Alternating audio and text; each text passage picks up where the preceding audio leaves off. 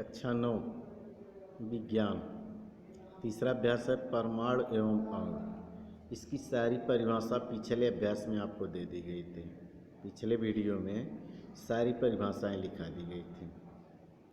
इस वीडियो में आप किताब के अंदर कुछ प्रश्न हैं, उसके आंसर देखिए। जैसे पेज नंबर 36 का पहला प्रश्न है, एक अभिक्रिया में 5.3 ग्राम सोडियम कार्बोनेट एवं 6.0 ग्राम एथेनाइक अम्ल अभिकृत होते हैं। 2.2 gram carbon dioxide, 8.2 gram sodium एथेनाइड, 0.9 ग्राम जल उत्पाद के रूप में प्राप्त होते हैं। यह अभिक्रिया द्रव्यमान संरक्षण के रूप में है, इसको आपको दिखाना है। तो पहले आप अभिक्रिया लिख लीजिए। अभिक्रिया ऊपर आपको दिया है, सोडियम कार्बोनेट और एथेनाइक अम्ल मिल करके सोडियम एथेनाइड, कार्बन डाइऑक्साइड और जल बनाते हैं। तो सोडियम कार्बोनेट की मात्रा है 5.3, एथेनाइक अम्ल की मात्रा है 6 ग्राम, सोडियम एथेनाइड की मात्रा है 8.2 ग्राम, कार्बन डाइऑक्साइड की मात्रा 2.2 ग्राम और जल की मात्रा 0.9 ग्राम। इधर हम दोनों का योग किए तो आ गया 11.3, इधर तीनों का योग किए तो आ गया 11.3। मतलब यह इधर वाला पार्ट अभिकारक कहलाता है और यह पार्ट उत्पाद कहलाता है। तो अभिकारक में 11.3 ग्राम, उत्पाद में 11.3 ग्राम, दोनों तरफ बराबर हैं, दोनों तरफ समान हैं, अतः यह परीक्षण द्रव्यमान संरक्षण के अनुरूप है। अगला प्रश्न है, हाइड्रोजन एवं ऑक्सीजन द्रव्यमान के अनुसार 1:8 के अनुपात में संयोग करके जल निर्मित करते हैं, माने जल बनाते हैं। 3 ग्राम हाइड्रोजन गैस के साथ पूर्ण रूप से संयोग करने के लिए कितने ऑक्सीजन गैस के द्रव्यमान की आवश्यकता होगी? हल देखिए, यहाँ देखिए अनुपात, किसका अनुपात? हाइड्रोजन और ऑक्सीजन का अनुपात। तो इसका मतलब 1 ग्राम हाइड्रोजन गैस के साथ पूर्ण संयोग करने के लिए ऑक्सीजन कितना है? 8 ग्राम। तो 3 ग्राम हाइड्रोजन के लिए 24 ग्राम ऑक्सीजन चाहिए। प्रश्न नंबर 3 और 4 को हम इकट्ठा बता दे रहे हैं, दोनों में डाल्टन का ही नियम पूछा है, इसलिए उसी पेज पर है, पेज नंबर 36 पर है। 3 और 4, डाल्टन के परमाणु सिद्धांत का कौन सा अभिगृहित निश्चित अनुपात का नियम द्रव्यमान संरक्षण का नियम का परिमाण देता है? तो पहले तीसरे प्रश्न में द्रव्यमान संरक्षण में डाल्टन ने कहा था कि परमाणु न तो रासायनिक अभिक्रिया में नष्ट होते हैं और न ही उत्पन्न होते हैं, ठीक। और निश्चित अनुपात के लिए डाल्टन ने कहा परमाणुओं की सापेक्ष संख्या एवं प्रकार सदैव निश्चित होता है। यह निश्चित अनुपात का नियम है। और परमाणु न तो नष्ट होते हैं और न ही बनते हैं, यह द्रव्यमान संरक्षण का नियम है। फिर आगे आ जाइए,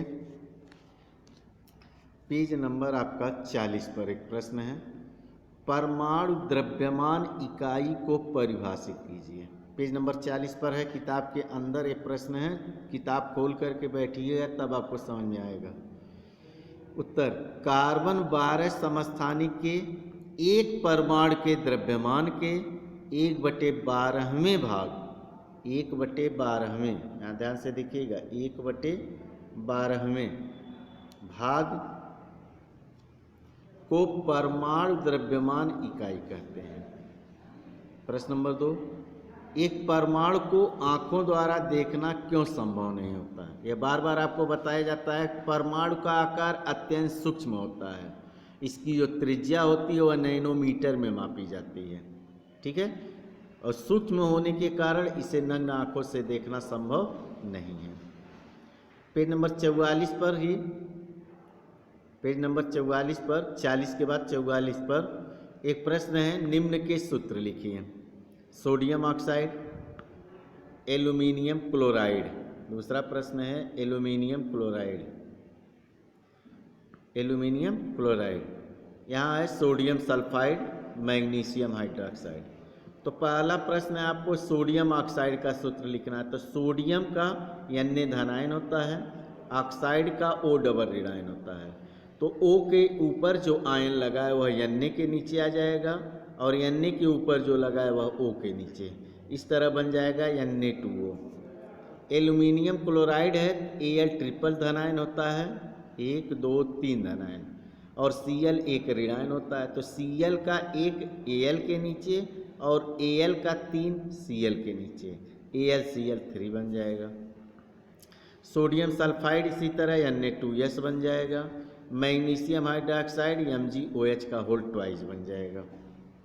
उसके बाद अगला प्रश्न है निम्नलिखित सूत्रों द्वारा प्रदर्शित यौगिकों के नाम लिखिए। सूत्र आपको दिया है Al2SO4 का होल थ्राइस, इसमें Al है एल्यूमिनियम, SO4 है सल्फेट, तो मिल करके बन जाएगा aluminium sulphate. CaCl2 calcium chloride, K2SO4 potassium sulphate, KNO3 potassium nitrate, CaCO3 calcium carbonate. उसके बाद प्रश्न है तीसरे प्रश्न में पूछा है रासायनिक सूत्र का क्या तात्पर्य है, मतलब रासायनिक सूत्र किसे कहते हैं। तो रासायनिक सूत्र अणु में उपस्थित तत्वों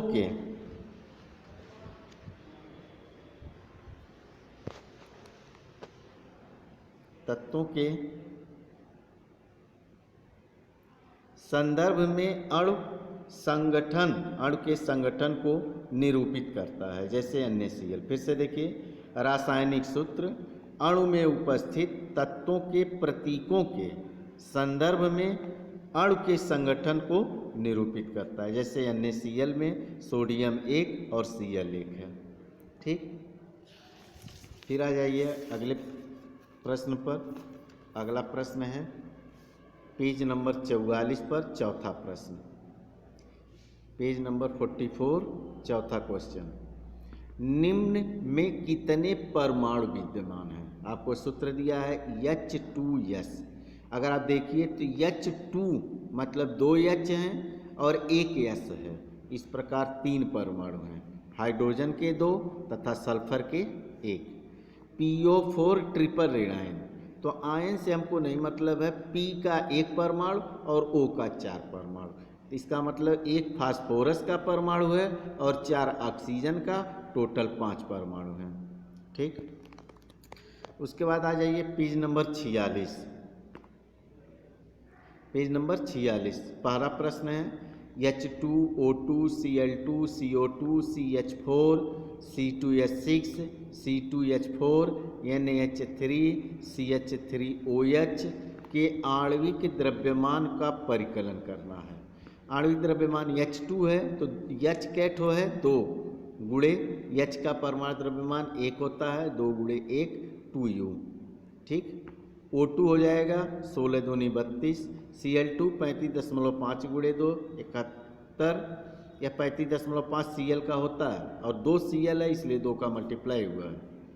CO2 C plus O2, C का 12 हो गया, O का 16, 2 O है तो 32 हो गया, 12 और 32 44 हो गया।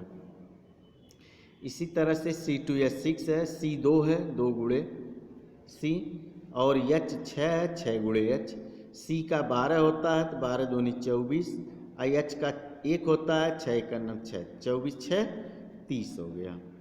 ठीक, इसी तरह बाकी सबका लगा है। वही क्वेश्चन दूसरे में भी पूछा है ZnO, तो Zn प्लस O। यहाँ इस क्वेश्चन में Zn का द्रव्यमान संख्या दिया है 65 और O का 16 होता है 81 हो गया। Na2O तो Na 2 है तो 2 गुणे Na प्लस O, तो Na का हो गया 2 गुणे 23 प्लस O, 23 दूनी 46 16 62। उसके बाद अगले पेज पर आइए, पेज नंबर 48। पहला प्रश्न है यदि कार्बन परमाणुओं के 1 मोल का द्रव्यमान 12 ग्राम, तो कार्बन के 1 परमाणु का द्रव्यमान क्या होगा। तो कार्बन के एक मोल में उपस्थित परमाणुओं की संख्या आवोगाद्रो संख्या के बराबर होती है।